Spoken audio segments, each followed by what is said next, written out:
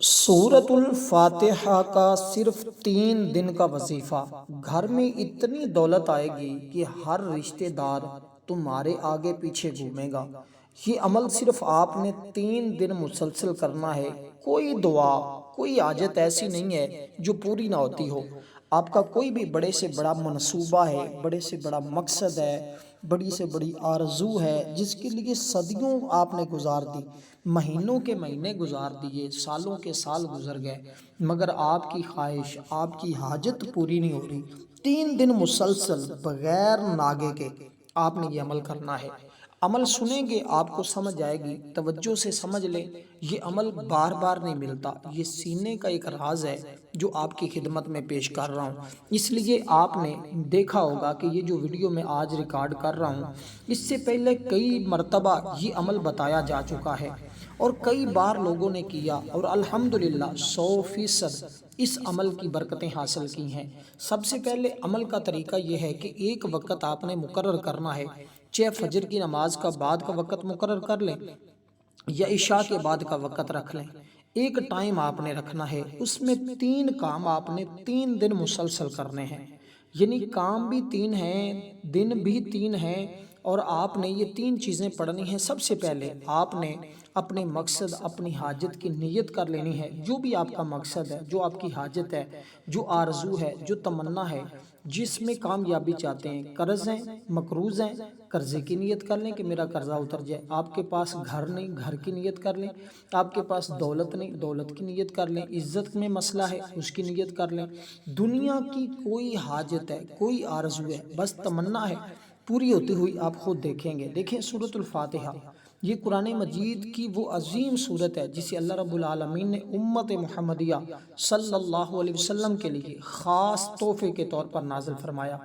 سورۃ الفاتحہ قرآن کریم کے مقدمے کی حیثیت رکھتی ہے۔ اسے دیباچہ یعنی آغاز کلام کا معنی بھی قرار دیا جاتا ہے۔ اس لیے اس سورت کے فضائل، اس کی برکتیں باقی سورتوں سے وراء البراء ہیں، کیونکہ کوئی قرآن کریم کی اور ایسی سورت نہیں ہے جو 2 بار نازل ہوئی ہو، لیکن یہ واحد ایسی سورت ہے جس کو یہ شرف اور یہ مقام حاصل ہے کہ یہ 2 بار نازل ہوئی ہے۔ ایک بار مکہ مکرمہ میں، ایک بار مدینہ منورہ میں۔ یہ 2 بار نازل ہونے والی صورت آپ نے اس طرح پڑھنی ہے کہ سب سے پہلے آپ نے درود پاک پڑھنا ہے جو ہم نماز کے اندر پڑھتے ہیں۔ اللہم صلی علی محمد وعلی آل محمد کما صلیت علی ابراہیم وعلی آل ابراہیم انک حمید مجید۔ اللہم بارک علی محمد وعلی آل محمد کما بارکت علی ابراہیم وعلی آل ابراہیم انک حمید مجید۔ اب آپ نے درود پاک پڑھ لیا، جیسے میں نے کہا ہے فجر کے بعد کا وقت مقرر کر لیں، یا جو بھی آپ نے وقت مقرر کرنا ہے وہ وقت مقرر کر کے تعوذ اور تسمیہ پڑھ کر آپ نے باقاعدہ طور پہ اپنے اس عمل کا آغاز کرنا ہے، اسی ترتیب کے مطابق جیسے میں نے آپ کے سامنے اس کو ذکر کیا ہے۔ اب اس لیے میں کہتا ہوں کہ ویڈیو کو مکمل دیکھا کریں، سمجھا کریں، اسی طرح پھر عمل کیا کریں تاکہ آپ کو 100% کامیابی ملے۔ اب آپ جب درود پاک پڑھ لیں، درود پاک کے بعد قرآن کریم کی یہ سورہ مبارکہ آپ نے پڑھنی ہے۔ اس کو ہر بار بسم اللہ الرحمن الرحیم کے ساتھ پڑھنا ہے۔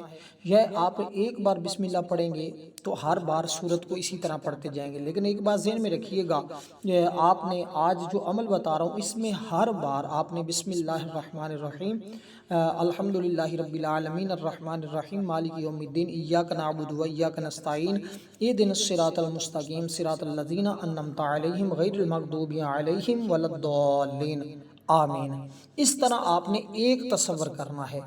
اسی ترتیب کے ساتھ پھر بسم اللہ الرحمن الرحیم کے ساتھ آپ نے اس سورہ مبارکہ کو پڑھتے جانا ہے۔ دیکھیں صحابی رسول حضرت ابو زید رضی اللہ تعالیٰ عنہ فرماتے ہیں ایک مرتبہ رات کا وقت تھا، میں پیارے آقا مکی مدنی صلی اللہ علیہ وسلم کے ساتھ مدینہ منورہ کی ایک گلی سے گزر رہا تھا۔ اچانک ایک گھر سے آواز آئی، ایک صحابی تہجد کی نماز میں سورت کی تلاوت کر رہے تھے۔ اسے سن کر آقا علیہ السلام ٹھہر گئے اور سورت کی تلاوت سننے لگے۔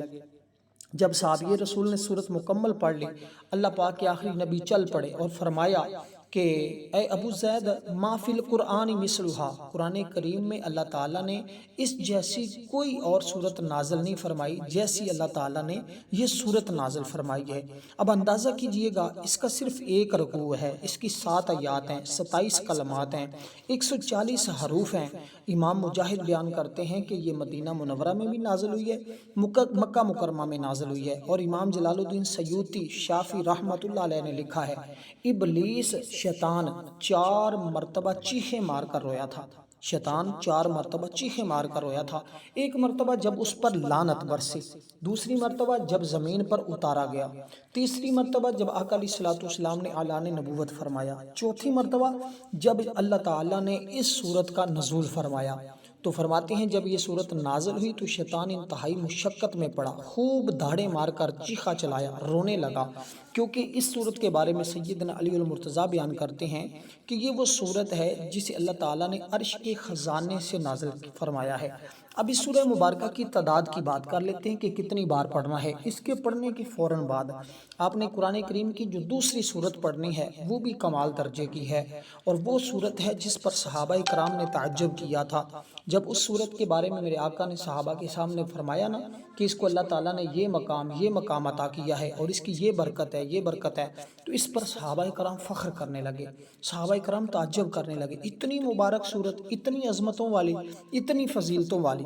تو اس لیے دوستو یہ جو صورتیں آپ نے اکٹھی ملا کر پڑھنی ہوں گی نا، پہلی صورت آپ کو جیسے بتایا اسی طرح پڑھنی ہے، دوسری صورت بھی آپ نے اسی طرح ہر بار بسم اللہ الرحمن الرحیم کے ساتھ پڑھنی ہے۔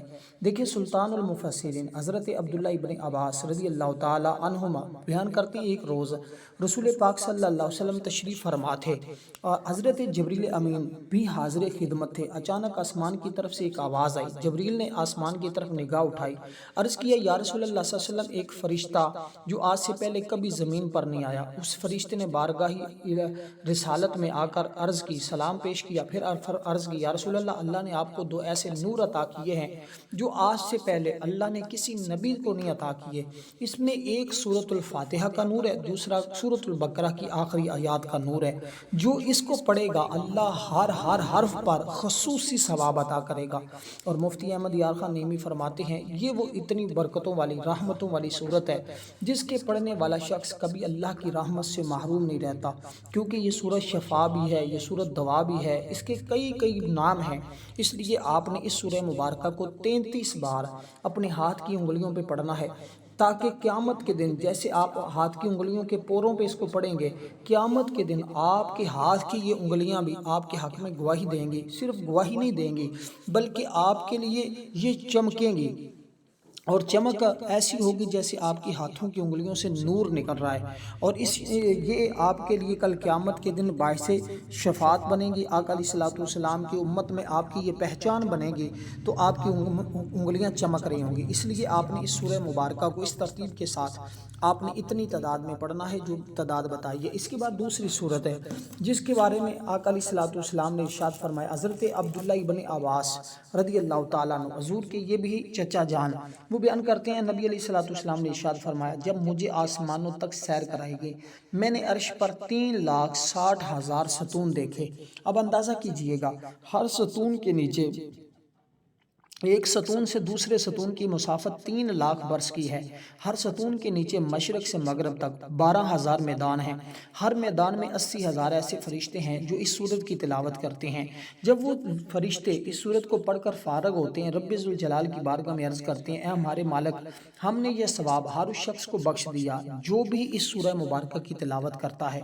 اب اندازہ لگائیے گا، جو شخص اس سورت کو پڑھے گا، اللہ کے کتنے فرشتے ہیں جو اس بندے کے لیے دعا کریں گے، اللہ کے نوری ملائکہ جس کے لیے دعا کرتے ہیں، اللہ اس کا بیڑا پار فرما دیتا ہے۔ اس لیے آقا علیہ الصلوۃ والسلام کی بارگاہ میں بھی ایک فقیر نے، محتاج نے شکایت کی، یا رسول اللہ، رزق نے، روزی نے، دنیا نے مجھ سے رخ پھیر لیا ہے۔ آقا نے فرمایا تم اس سورت کو پڑھو، اللہ تبارک و تعالیٰ تمہیں تو امیر کرے گا ہی، اس کی برکت سے تیرے ہمسایوں کو بھی امیر اور غنی کر دے گا۔ اس لیے یہ سورت کوئی عام سورت نہیں ہے، یہ بڑے درجے رکھنے والی، یہ بڑا مقام رکھنے والی، یہ ہر دکھ اور درد کی دوا ہے، ہر مرض کی شفا ہے، ہر پریشانی سے نجات کے لیے یہ سب سے بہترین ہے۔ اس لیے دوستو اس کے پڑھنے کے بعد جو بندہ جو بھی مانگتا ہے، جس نے جو مانگا ہے، اللہ کے فضل سے، اس کے رحمت سے اس کو ضرور ملا ہے۔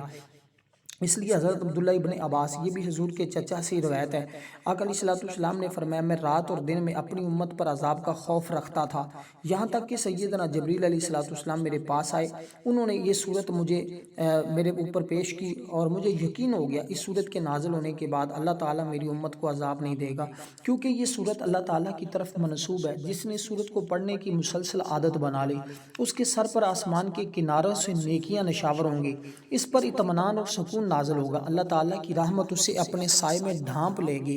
اس لیے اس صورت کے پڑھنے والے پر اللہ تعالیٰ کی نظر رحمت ہوتی ہے، اس کے پڑھنے سے اللہ تعالیٰ اس کے گناہوں کو بخش دیتا ہے، اسے عذاب نہیں دے گا، وہ بندہ جس چیز کا سوال کرے گا اللہ اسے عطا کر دے گا۔ اب یہ زبان مصطفیٰ سے نکلے ہوئے الفاظ ہر حال میں اللہ کی بارگاہ میں پورے ہوتے ہیں، اور اس سورہ مبارکہ کو آپ نے 100 مرتبہ پڑھنا ہے، لیکن ہر بار بسم اللہ الرحمن الرحیم کے ساتھ پڑھتے جائیں تاکہ آپ کو اس کی مکمل برکتیں ملتی جائیں۔